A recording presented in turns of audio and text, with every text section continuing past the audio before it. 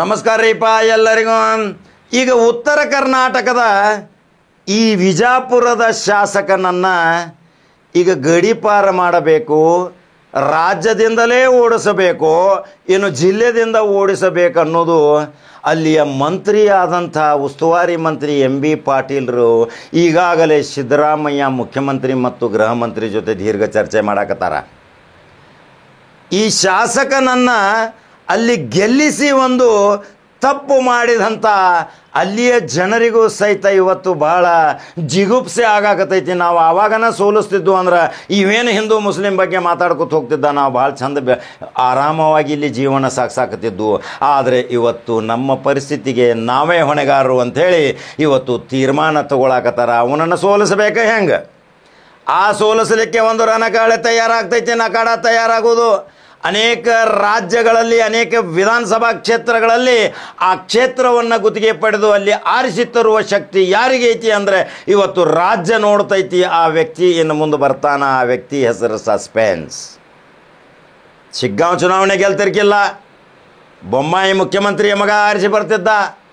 ಅಲ್ಲಿ ಯಾಸೀರ್ ಖಾನ್ ಪಠಾಣ ಆರಿಸಿ ಬರ್ಬೇಕಾದ್ರೆ ಯಾರು ಹೋದರು? ಕೂತರು. ಅವರ 1000 ಸೈನಿಕರಲ್ಲಿ ಹೋದರು. ಇನ್ನು ಆ ಸೈನಿಕರನ್ನು ಇಲ್ಲಿ ಮುನ್ನುಗ್ಗುತ್ತಾರ. ಆ ಮುನ್ನುಗ್ಗಿದ ಮೇಲೆ ಇನ್ನು ಉಲಟ ಪಲಟ ಆಗತೈತಿ. ಸೋತು ಸುಣ್ಣ ಆಗಿ ಇನ್ನು ಜಿಲ್ಲಾನೂ ಬಿಡ್ತಾನ, ರಾಜ್ಯೂ ಬಿಡ್ತಾನ. ಗಡೀಪಾರು ಮಾಡೋದು ಅವಶ್ಯಕತೆ ಇಲ್ಲ. ಅಧಿಕಾರ ಇರ್ಲಿಕ್ಕಂದ್ರೆ ನಮಸ್ಕಾರ ಯಾರು ಮಾಡ್ತಾರೆ? ಈ ಪರಿಸ್ಥಿತಿ ಆಗೈತಿ ಬಸನಗೌಡ ಪಾಟೀಲ್ ಯತ್ನಾಳ್. ಯಾವಾಗ ನೋಡಿದರೆ ಬಾಯಿಗೆ ಬಂದಂತೆ ಬೇಯುವುದು, ಅವಾಚ್ಯ ಶಬ್ದಗಳನ್ನ ಬೇಯುವುದು, ರ್ಯಾಸ್ಕಲ್ ಇಡಿಯಟ್ ಅನ್ನೋದು, ಈ ಶಬ್ದಗಳು ಅನ್ಪಾರ್ಲಿಮೆಂಟ್ ವರ್ಡ್ಗಳನ್ನು ಯೂಸ್ ಮಾಡಿ ತನ್ನ ವ್ಯಕ್ತಿತ್ವಕ್ಕೆ ಕುಂದು ತಂದುಕೊಂಡಿರುವ ಈ ಶಾಸಕನ ಗಡೀಪಾರು ಮಾಡೋದು ಅವಶ್ಯಕತೆ ಅಲ್ರಿ. ಅಲ್ಲಿರುವಂಥ ಮಹಾನ್ ವ್ಯಕ್ತಿಗಳು 4 ಸಾರಿ ಅಲ್ಲಿ ಶಾಸಕರಾದರು. ಇದೇ ML ಉಸ್ತಾದ ಮಂತ್ರಿಗಳು 2 ಸಾರಿ ಮಂತ್ರಿ ಆದರು, 4 ಸಲ ಶಾಸಕರಾದರು. 2 ಸಲ ಡಾಕ್ಟರ್ ಮಕ್ಬೂಲ್ ಬಾಗ್ವಾನ ಅಲ್ಲಿ ಶಾಸಕರಾದರು. ಅರ್ಜಿನೂ ಭಾಳ ಜನ ಕೊಟ್ಟಿದ್ರಿ. ಟಪಾಲವಾಲೆ ಅಂತ ವ್ಯಕ್ತಿ ಅವರೊಬ್ಬರು ಕೊಟ್ಟಿದ್ರು. ಆದರೆ ಅಲ್ಲಿ ರುಕ್ಸಾನಾ ಉಸ್ತಾದ್ ಅಂತೇಳಿ ಒಬ್ಬ ಮಹಿಳೆ ಸಹಿತ ಅರ್ಜಿ ಕೊಟ್ಟಿದ್ಲು. ಅರ್ಜಿ ಕೊಟ್ಟುವಾಗ ಅಲ್ಲಿ ಹಾಶಿಂ ಪೀರ್ ಅವರ ಸೈಯದ್ ಜೈನುಲ್ಲಾ ಅಬಿದೀನ್ ಅಂಜುಮನ್ ಇಸ್ಲಾಮನ ಉಪಾಧ್ಯಕ್ಷರಾದಂಥ ಆ ಮಹಾನ್ ವ್ಯಕ್ತಿಯು ಸಹಿತ ಅಲ್ಲಿ ಅರ್ಜಿ ಕೊಟ್ಟಿದ್ದರು. ಆದರೆ ಹೈಕಮಾಂಡ್ ಎಲ್ಲ ಅರ್ಜಿಗಳನ್ನು ಪರಿಗಣನೆಗೆ ತೆಗೆದುಕೊಳ್ಳದೆ ಅಲ್ಲಿ ಹಮೀದ್ ಮುಷರೀಫ್ ಅವರಿಗೆ ಟಿಕೆಟ್ ಕೊಟ್ಟರು. 2000 ಅಂತರಷ್ಟ ಬಂತು ಈ ವ್ಯಕ್ತಿಗೆ. ಯಾವಾಗ ಎಲ್ಲರೂ ಒಕ್ಕಟ್ಟಾಗಿ ಕೆಲಸ ಮಾಡ್ತಿದ್ರು ಅಲ್ಲಿ ಹಮೀದ್ ಮುಷರೀಫ್ ಯಾವುದೇ ಪರಿಸ್ಥಿತಿ ಗೆಲ್ತಿದ್ರು. ಯಾಕಂದರೆ ಹಮೀದ್ ಮುಷರೀಫ್ ಅಜಾತ ಶತ್ರು, ಜನರ ಜೊತೆ ಜನಮೆಚ್ಚಿಗೆ ಗಳಿಸಿದಂಥ ಮಹಾನ್ ವ್ಯಕ್ತಿ, ಒಬ್ಬ ದಾನಿ, ಒಬ್ಬ ಹೃದಯವಂತ. ಅಂಥ ವ್ಯಕ್ತಿನ ಅಲ್ಲಿ 2000ದಿಂದ ಸೋಲಿಸಿದ್ದು ಇವತ್ತು ಜನಮಾತಾಗೈತ್ರಿ. ಭಾಳ ಜನ ವಿಚಿತ್ರ ಅನ್ನಕತ್ತಾರ. ಆದರೆ ಇನ್ನು 28ಕ್ಕೆ ಹೈಕಮಾಂಡದ ಒಂದು ಸ್ವಲ್ಪ ದೌರ್ಬಲ್ಯ ಆಯಿತು. 2 ಸಾರಿ ಶಾಸಕರಾಗಿದ್ದರು. ಅಲ್ಲಿ ಟಪಾಲಾಲೆ ಅರ್ಜಿ ಕೊಟ್ಟಿದ್ರು. ಆ ಹೆಣ್ಮಗಳಿಗೆ ಟಿಕೆಟ್ ಕೊಡ್ತಿದ್ರಂದ್ರೆ ರುಕ್ಸಾನಾ ಉಸ್ತಾದ್ಗ ನೇರವಾಗಿ ಹೆಣ್ಮಕ್ಕಳನ್ನು ಈ ಬಸನಗೌಡ ಪಾಟೀಲ್ ಯತ್ನಾಳ್ನ ಸೋಲಿಸಿ ಮಣಿ ಹಿಡಿಸ್ತಿದ್ಲು. ಯಾಂಬಲ ಮಹಾತಾಯಿನೂ ರುಕ್ಸಾನಾ ಉಸ್ತಾದ್ ಮಂತ್ರಿಯ ಮಗಳು. ಈಗ ಅಲ್ಲಿ ಹಾಶಿಂ ಪೀರ್ ದರ್ಗಾ ಅದಕ್ಕೊಂದು ದೊಡ್ಡ ಇತಿಹಾಸ ಐತ್ರಿ. ಇಡೀ ಕರ್ನಾಟಕ ಅಲ್ರಿ, ವಿದೇಶದಿಂದನೂ ಜನ ಬರ್ತಾರೆ. ಅಲ್ಲಿರುವಂಥ ಆ ದರ್ಗಾದ ಸಜ್ಜಾದೆಗಳು ಅವ್ರ ಮೇಲೆ ಈಗ ಭಾಳ ಪ್ರೀತಿ ಹುಟ್ಟೈತಿ. ಈಗ ಮುಂದಿನ 28ಕ್ಕೆ ಏನು ಅವ್ರಿಗೆ ಟಿಕೆಟ್ ಕೊಟ್ಟರೆ ಇವನು ಡಿಪಾಸಿಟ್ ಠೇವಣಿ ನಷ್ಟ ಆಕೈತಿ ಅಂಬಲ್ಲ. ನನಗೆ ಅವ್ರದ್ದು ಒಂದು ಫೋಟೋ ಭಾವಚಿತ್ರ ಸಿಕ್ಕೈತಿ, ಅದನ್ನು ಹಾಕಾಕತ್ತನ ನೋಡ್ರಿ ನೀವು ಯಾರು ಅನ್ನೋದು ನಿಮಗೆ ಗೊತ್ತಾಕೈತಿ. ಈ ಸೈಯದ್ ಜೈನುಲ್ಲಾ ಅಬಿದೀನ್ ಅಂಜುಮನ್ ಇಸ್ಲಾಮಿನ ಉಪಾಧ್ಯಕ್ಷರಾಗಿ ಸಮಾಜ ಸೇವೆಯಲ್ಲಿಯೂ ಕೆಲಸ ಮಾಡಕತ್ತಾರ.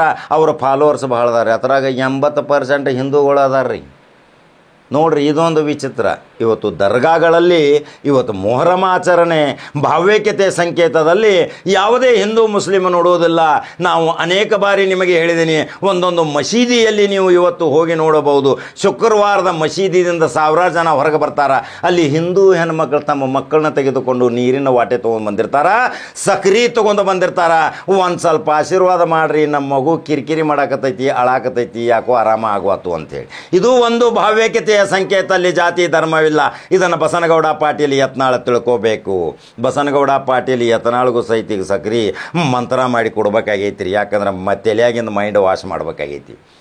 ಇಂಥ ಮಹಾತ್ಮರು ಅಲ್ಲಿ 4-5 ಜನ ಅರ್ಜಿ ಕೊಟ್ಟಿದ್ರು. ಆ ಅರ್ಜಿಗಳನ್ನು ಬಿಟ್ಟು ಹಮೀದ್ ಮುಷರಿಫ್ಗೆ ಟಿಕೆಟ್ ಕೊಟ್ಟರು. ನೇರ ಫೈಟ್ ಆಯ್ತು. ಆದರೆ ಅಲ್ಲಿ ಕೆಲವು ಮೀರ್ ಸಾದಿಕರು ಏನು ಕಾರ್ಯ ಮಾಡಿದರೂ ಗೊತ್ತಿಲ್ಲ. ಆ ಮೀರ್ ಸಾದಿಕರಿಂದ ಇವತ್ತು ಹಮೀದ್ ಮುಷರಿಫ್ ಸೋತರು ಅನ್ನಿಸ್ತೈತಿ. ಆದರೆ ಹಮೀದ್ ಮುಷರಿಫ್ಗೆ ತಕ್ಷಣ MLC ಮಾಡಿ ರಾಜ್ಯ ಮಟ್ಟದಲ್ಲಿ ಈಗ ಮುಂದಿನ ಚುನಾವಣೆಗೋಸ್ಕರ ಅಲ್ಲಿ ತಯಾರಿ ಮಾಡೋ ಸಲುವಾಗಿ ಹಮೀದ್ ಮುಷರಿಫ್ಗೆ MLC ಮಾಡಬೇಕು.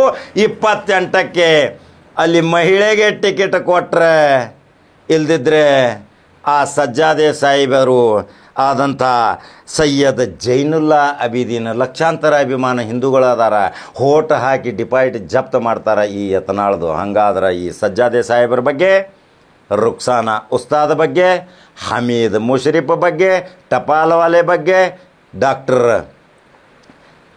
ಮಕಬೂಲ್ ಬಾಗವಾನ ಬಗ್ಗೆ ಯಾವಾಗಲೂ ನೋಡ್ರಿ ಅಲ್ಲಿ ಬಕ್ಷಿ ಅನ್ನೋರು ಶಾಸಕರಾಗಿದ್ದರು, ಬೆಕಿನಾಳ್ಕರ್ ಅಂತವ್ರು ಶಾಸಕರಾಗಿದ್ದರು. ಅದು ಯಾವಾಗಲೂ ಅಲ್ಪಸಂಖ್ಯಾತರ ಕ್ಷೇತ್ರ. ಇದು ಎಲ್ಲಿಂದ ಬತ್ರಿ ಎಡವಟ್ಟ ಇವನ ಮಾತಿಗೆ ಮರಳಾಗಿ ಈ JDS ಸೇರಿ ಅಲ್ಲಿ ಮುಸಲ್ಮಾನರ ಜೋಡಿ ಬಿರಿಯಾನಿ ತಿಂದು ಮತ್ತೆ ಈ ಕಡೆ ಹೊಳ್ಳಿ ಈಗ ನಿಮ್ಗೆ ವಿರುದ್ಧಾಗಿ ನಿಂತಾನ. ಇವನು ಅಲ್ಲಿಂದ ಗಡೀಪಾರು ಮಾಡೋಕ್ಕಿತ್ತಲ್ಲ ಚುನಾವಣೆ ಸೋಲ್ಸೋ ಸಲುವಾಗಿ ರಣತಂತ್ರ ಏನಿರಿ. ಹಂಗಾದ್ರೆ ಈ 5 ಜನರ ಅಭಿಪ್ರಾಯ ನಿಮಗೇನಂತಾವೆ 28ಕ್ಕೆ ಮತ್ತಾರಿಗೆ ಕೊಡಬೇಕು? ಈ 5 ಜನರಲ್ಲಿ ನೀವು ನನ್ನ ಕಮೆಂಟ್ ಬಾಕ್ಸ್ನಾಗ ಹಾಕಿರಿ. 28ಕ್ಕೆ ರಣತಂತ್ರ ಹೇಳಿದ್ರೆ ಮಾತ್ರ ಇವನ ಶಕ್ತಿ ಕುಂದತೈತಿ. ತನ್ನಷ್ಟಕ್ಕೆ ತಾನೇ ಶುಗರ್ ಫ್ಯಾಕ್ಟ್ರಿಗೆ ಹೋಗಿ ಬಿಡ್ತಾನೆ, ತನಗೆ ಶುಗರ್ ಫ್ಯಾಕ್ಟ್ರಿ ಕೆಲಸ ಮಾಡಕ್ಕೆ. ಹಂಗಾದ್ರೆ ಯೂಟ್ಯೂಬ್ದಾಗ ಬಟನ್ ಬಿಡ್ರಿ, ನಂಬರ್ 1 ನ್ಯೂಸ್ ಕನ್ನಡ. ಆ ಭಾವಚಿತ್ರ ಹಾಕಾಕತ್ತೀನಿ ಆ ಸಜ್ಜಾದೆ ಸಾಹೇಬ್ರದು. ಅವ್ರ ಬಗ್ಗೆ ಏನು ಅನಿಸಿಕೆಗಳದಾವ ನನಗೆ ನೇರ ತಿಳಿಸ್ರಿ. ಅದು ಐತಿಹಾಸಿಕ ಪರಂಪರೆ ಉಳ್ಳಂಥ ದರ್ಗಾದ ಸಜ್ಜಾದೆಗಳು. ಈ ಹಾಶಿಂ ಪೀರ್ ದರ್ಗಾದ ಐತಿಹಾಸಿಕದ ಒಂದು ಮಹತ್ವವಾದ ಹೇಳ್ತಾನೆ ಕೇಳ್ರಿ. ಯಾವಾಗ ಮಿನಿಸ್ಟ್ರಿ ಇದ್ದಾಗ SM ಕೃಷ್ಣ ಬಂದಿದ್ದರು. ಆ SM ಕೃಷ್ಣಗೆ ನೀ ಮುಖ್ಯಮಂತ್ರಿ ಆಗತ್ತನಂತೇಳಿ ಅಲ್ಲಿಯ ಸಜ್ಜಾದೆಗಳ ಹಾರೈಕೆ ಮಾಡಿದ್ದು, ಮುಖ್ಯಮಂತ್ರಿ ಆಗಿದ್ದು. ದೇವರಾಜ ಅರಸರು ಬಂದು ಭೇಟಿಯಾಗಿದ್ದರ್ರಿ. ಧರ್ಮಸಿಂಗ ಸಾಹೇಬರು ಬಂದಿದ್ದರು. ವೀರೇಂದ್ರ ಪಾಟೀಲ್ ಅಂತವ್ರು ಮುಖ್ಯಮಂತ್ರಿ ಆಗಿದ್ದು. ಈ ಐತಿಹಾಸಿಕ ಪರಂಪರೆ ಉಳ್ಳಂಥ ಹಾಶಿಂ ಪೀರ್ ದರ್ಗಾ ಅಂಥ ಸಜ್ಜಾದೆಯವರು ನಿಂತರ ಒಂದು 100 ಹೋಟ್ ಬೀಳ್ತಾವಿಲ್ರಿ ಯತ್ನಾಳ್ಗೆ. ಏನು ಮಾಡ್ಬೇಕು ನೋಡ್ರಿ. ಹಂಗಾದ್ರೆ ಏನು ಅನಿಸಿಕೆ ಅದಾವೆ ತಿಳಿಸ್ತೀರಿ ನನಗೆ. ಮತ್ತೊಂದು ಕಡಕ ಜವಾರಿ ಸುದ್ದಿ ಹಂಗೆ ಬರ್ತೀನಿ. ನಮಸ್ಕಾರ. ಇದು ಬಸವ ಜನ್ಮಭೂಮಿ. ಇದು ಆದಿಲ್ ಶಾಯರ ಸಾಮರಸ್ಯ ನಾಡೂ ಕೂಡ ಹೌದು. ಪರಮ ಪೂಜ್ಯ ಸಿದ್ದೇಶ್ವರ ಸ್ವಾಮೀಜಿಯವರ ನಾಡಿದು. ಇಂಥ ಭೂಮಿಯಲ್ಲಿ ಇವತ್ತು ನಗರದ ಶಾಸಕರು ಪದೇ ಇವತ್ತು ಅವರು ವಿಶೇಷವಾಗಿ ಇಸ್ಲಾಂ ಧರ್ಮನವ್ರನ್ನ, ಮುಸ್ಲಿಮರನ್ನ ಟಾರ್ಗೆಟ್ ಮಾಡಿ, ಹಿಂದೆ ಮೊಹಮ್ಮದ್ ಪೈಗಂಬರ್ ಅವ್ರಿಗೆ ಇದು ಮಾಡಿದರು. ಅದಕ್ಕಿಂತ ಮುಂಚೆ ಇವತ್ತು ದಿವಸ ಟೋಪಿ ದಾಡಿ ವಿಚಾರಗಳನ್ನು ಮಾತಾಡಿದರು. ಈಗ ಮೊನ್ನೆ ಕೊಪ್ಪಳದಲ್ಲಿ ಇವತ್ತು ದಿವಸ ಮುಸ್ಲಿಂ ಯುವತಿಯರನ್ನ, ಹುಡುಗಿಯರನ್ನ ಮದುವೆ ಆದರೆ ನಿಮಗೆ 5 ಲಕ್ಷ ಬಹುಮಾನ ಅಂಥೇಳಿ ಒಂದು ಕೀಳ ಮಟ್ಟದ ಒಂದು ಹೇಳಿಕೆ ಕೊಟ್ಟರು. ಇದು ಅವರ ಕೀಳ ಮಾನಸಿಕ ಸ್ಥಿತಿಯನ್ನು ತೋರಿಸ್ತದೆ, ಹೊಲಸು ಮಾನಸಿಕ ಸ್ಥಿತಿಯನ್ನು ತೋರಿಸ್ತದೆ, ಅಸಹ್ಯಕರವಾದಂಥ ಮಾನಸಿಕ ಸ್ಥಿತಿಯನ್ನು ತೋರಿಸ್ತದೆ. ಅವರ ಹೆಸರು ಬಸನಗೌಡ ಅಂದರೆ ಅವ್ರ ತಂದೆಯವರು ಬಸವಣ್ಣನ ಮೇಲೆ ಇವ್ರ ಹೆಸರಿಟ್ಟಿದ್ದಾರೆ. ವಚನ ಹೇಳಬೇಕಾಗಿದ್ದ ವ್ಯಕ್ತಿ, ವಚನ ಕೇಳಬೇಕಾಗಿದ್ದ ವ್ಯಕ್ತಿ ಇಂಥ ಅಸಹ್ಯಕರವಾದಂಥ ಕೀಳವಾದಂಥ ಹೇಳಿಕೆಯನ್ನು ತಿಳಿಸ್ಕೊಡ್ತಾ ಇದ್ದಾರೆ. ನಾನು ಇದನ್ನ ಖಂಡಿಸ್ತೇನೆ. ಮತ್ತು ತಾವು ಹೇಳಿದಂಗೆ ನಾನು ಈಗಾಗಲೇ ವಿಚಾರ ಮಾಡಿದ್ದೀನಿ. ನಾನು ಇದನ್ನು ಗೃಹ ಸಚಿವರು, ಮುಖ್ಯಮಂತ್ರಿಗಳು ಮತ್ತು ಕಾನೂನು ಸಚಿವರು ಅವರೆಲ್ಲರಿಗೂ ಅವ್ರ ಜೊತೆ ನಾವು ಚರ್ಚೆ ಮಾಡ್ತೀವಿ. ಇವರು ಪದೇ ಹೇಳಿಕೆಯನ್ನು ಇವತ್ತು ಏನು ಮಾಡ್ತಾ ಇದ್ದಾರೆ. ಇವರು BJPಯಿಂದ ಪಕ್ಷದಿಂದ ಉಚ್ಚಾಟನೆ ಮಾಡಿದರು ಹೇಳಿಕೆ ಸಲುವಾಗಿ. ಅವ್ರ ರಾಜಕೀಯ ಹೇಳಿಕೆಗಳು ಇರಲಿಲ್ಲ. ಕಾಂಗ್ರೆಸ್ ಪಕ್ಷವನ್ನು ಟೀಕಿಸಲಿ, MB ಪಾಟೀಲ್ರನ್ನ ಟೀಕಿಸಲಿ, ಅಭಿವೃದ್ಧಿ ಬಾಬಾನ ಟೀಕಿಸಲಿ. ಆದರೆ ಇವತ್ತು ಒಂದು ಧರ್ಮದ ಹೆಸರನ್ನು ಇವತ್ತು ದಿವಸ ನಾವು ಹೇಳ್ತಾ ಹೋಗಿ. ಇವತ್ತು ಕುವೆಂಪು ಅವರು ಹೇಳಿದಂಥದ್ದು ಇದು ಸರ್ವ ಜನಾಂಗದ ಶಾಂತಿಯ ತೋಟ. ಬಸವಣ್ಣ ಅವ್ರು ಏನು ಹೇಳ್ತಾರೆ, ಇವನಾರವ ನಮ್ಮವ ಅಂತ ಹೇಳ್ತಾರೆ. ಇಂಥ ಒಂದು ನಾಡಿನಲ್ಲಿ ಇವತ್ತು ದಿವಸ ಆದಿಲ್ಶಾಹಿ ಅರಸರಿದ್ರು. ಅವರು ಕೂಡ ಸಾಂಸ್ಕೃತಿಕವಾಗಿ ಇವತ್ತು ದಿವಸ ಸಂಗೀತ ಬಜಾರ, ಇವತ್ತು ಆದಿಲ್ಶಾಹಿ ಅದರಲ್ಲಿ ಆರ್ಮಿದಲ್ಲೇ ಇವತ್ತು ಶಿವಾಜಿ ಮಹಾರಾಜರ ತಂದೆ ಇವತ್ತು ದಿವಸ ಇವತ್ತು ಜನರಲ್ ಆಗಿದ್ರು. ಶಿವಾಜಿ ಮಹಾರಾಜರ ತಂದೆನೇ ಇದ್ರಲ್ಲ ಅಲ್ಲಿ ಆದಿಲ್ಶಾಹಿ ಆರ್ಮಿಯಲ್ಲಿ. ಸಂಗೀತ ಬಜಾರ, ಸಂಸ್ಕೃತ ಇದನ್ನ ಸಾಹಿತ್ಯವನ್ನು ಇವತ್ತು ದಿವಸ ಅಂಥ ಒಂದು ಬಸವಣ್ಣನ ನಾಡಿನಲ್ಲಿ, ಸಿದ್ದೇಶ್ವರ ಸ್ವಾಮೀಜಿಯವರ ನಾಡಿನಲ್ಲಿ, ಆದಿಲಶಾಹಿ ನಾಡಿನಲ್ಲಿ ಈ ರೀತಿ ಇವರು ಬಸವಣ್ಣನ ಹೆಸರಿಟ್ಕೊಂಡು ಇಂಥ ಕೀಳು ಮನಸ್ಥಿತ ವ್ಯಕ್ತಿ ಇವತ್ತು ದಿವಸ ಇವರಾಗಿದ್ದಾರೆ. ಅದಕ್ಕೆ ನಾನು ಇಷ್ಟೇ ಹೇಳ್ತೇನೆ, ನಾನು ಇದನ್ನು ಕಾನೂನು ಸಚಿವ ಇಷ್ಟು ಕಂಟಿನ್ಯೂಸ್ ಆಗಿ ನಡೀತಾ ಇದೆ. ಈಗ ಸರ್ಕಾರ ಇದನ್ನು ಏನಾದರೂ ಒಂದು ಇದಕ್ಕೆ ಇವ್ರನ್ನ ಹತ್ತಿಕ್ಕಲಿಕ್ಕೆ, ಇವ್ರನ್ನ ಇದು ಮಾಡಲಿಕ್ಕೆ ಒಂದು ಕ್ರಮ ಕೈಗೊಳ್ಬೇಕಾಗ್ತದೆ. ಅದು ಯಾವ ರೀತಿ ಮಾಡಬೇಕಾಗ್ತದೆ ಅಂತೇಳಿ ನಾನು ಕಾನೂನು ಸಚಿವರಿಗೆ, ಗೃಹ ಸಚಿವರಿಗೆ ಮತ್ತು ತನ್ನ ಮುಖ್ಯಮಂತ್ರಿಗಳು ಚರ್ಚೆ ಮಾಡಿ ಅವ್ರ ಮೇಲೆ ಕ್ರಮ ತೆಗೆದುಕೊಳ್ಳಲಿಕ್ಕೆ ನಾವು ಹಿಂಜರಿಯುವುದಿಲ್ಲ. ಸರ್ಕಾರ ಅದರ ಪ್ರಯತ್ನವನ್ನು ಮಾಡ್ತದೆ. ನಾನು ಅದರ ಮುಂಚೂಣಿಯಲ್ಲಿ ಇರ್ತೇನೆ. ಯಾವುದು ಅದು ಮಾತಾಡ್ತೀನಿ. ಯಾವ್ಯಾವ ಏನೇನು ಮಾಡ್ಲಿಕ್ಕೆ ಬರ್ತದೆ ನಾನು ಇಲ್ಲಿ ಹೇಳಕ್ಕೆ ಬರೋದಿಲ್ಲ. ನಾನು ಲಾ ಮಿನಿಸ್ಟರ್ ಜೊತೆ, ಹೋಮ್ ಮಿನಿಸ್ಟರ್ ಜೊತೆ ಅದು ಯಾವ ರೀತಿ ಅದನ್ನು ಇದು ಮಾಡಲಿಕ್ಕೆ ಬರ್ತದೆ ಇವತ್ತು ಸಹ ಆ ಎಲ್ಲ ಕ್ರಮಗಳನ್ನು ಕೈಗೊಳ್ಳುತ್ತೆ. ಈಗ FIR ಆಗಿದೆ. ಈಗ ಒಂದು ನಾನು ಮೊನ್ನೆ SP ಮಾತಾಡಿದಾಗ FIR ಆಗಿದೆ. ಅಲ್ಲಿನೂ 3 FIR ಆಗಿದಾವೆ. ಈಗ ಅವ್ರ ಮೇಲೆ 3 FIRಗಳಾಗಿದ್ದಾವೆ. ಇವ್ರಿಗೆ ಹೋಗಿ ಸುಪ್ರೀಂ ಕೋರ್ಟ್ವರೆಗೆ ಅವ್ರಿಗೆ ಒಂದು ಕೇಸ್ ಹೋಯ್ತಿದ್ದೆ. ಇವ್ರು ಸುಧಾರಣೆ ಆಗೋದಿಲ್ಲ. BJP ಹೊರಗೆ ಹಾಕಿದ್ರು ಇವ್ರು ಸುಧಾರಣೆ ಆಗ್ತಾ ಇಲ್ಲ. ಕೆಟ್ಟ ಮ್ಯಾಗರೆ ಬುದ್ಧಿ ಬರ್ತದಂತಾರ, ಕೆಟ್ಟ ಮ್ಯಾಗೂ ಬುದ್ಧಿ ಬರ್ತಾ ಇಲ್ಲ. ಹೊರಗೆ ಹಾಕಿದ ಮ್ಯಾಗೂ ಇವರು ಮುಂದೆ ತಮ್ಮ ವಾಚಾಳಿಯನ್ನು ಮುಂದುವರಿಸಿದ್ದಾರೆ. ಮತ್ತು ಇದು ಶೋಭೆ ತರುವಂಥದ್ದಲ್ಲ. ಇವರು ಕೇಂದ್ರ ಸಚಿವರಾಗಿದ್ದರು, ಶಾಸಕರಾಗಿದ್ದಾರೆ, ಹೆಸರು ಬಸನಗೌಡ ಅಂತ ಇಟ್ಕೊಂಡಿದ್ದಾರೆ, ಅವ್ರ ತಂದೆಯವರು ಇಟ್ಟಿದ್ದಾರೆ.